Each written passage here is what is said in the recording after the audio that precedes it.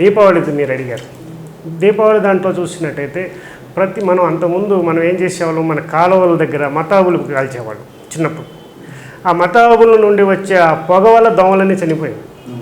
ఈ దీపావళి వెళ్ళిన తర్వాత కార్తీక మాసంలో అంతా కూడా చలి బాగా ఉంటుంది, అలాగే దోమలు ఎక్కువగా విజృంభించే అవకాశం ఉంది. లావా దశలో ఉన్న సమయం ఈ యొక్క దీపావళి సమయం.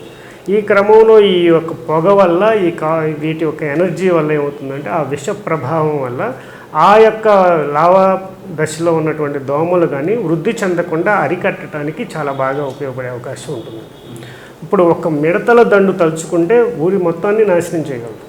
మరి ఇలాంటివి అవి ఉద్భవించే సమయంలో ఇది దీపావళి వస్తుందన్నమాట. ఇలా ఎన్నో రకాలైన మిలుకు పురుగులు అంటారు, కొన్ని ఊసులు అంటారు, ఇలా రకరకాల భాషలతో పిలుస్తారు కొన్ని పురుగులను. అవి దండులుగా వస్తుంటాయి. అవన్నీ కూడా ఈ దీపావళి తర్వాత చాలా వరకు ఆగిపోతాయి అన్నమాట. ఇలా మనం ప్రతిదీ కూడా మన ఋషులు అద్భుతాలు సృష్టించిన వారు, ఎన్నో పరిశోధనలు చేసిన వారు, ఎన్నో అద్భుతమైనటువంటి అనుభవాలను తీసుకొని వారు స్వయంగా వాటి మీద ప్రయోగం చేసుకొని తర్వాత మనకు తెలియజేశారు.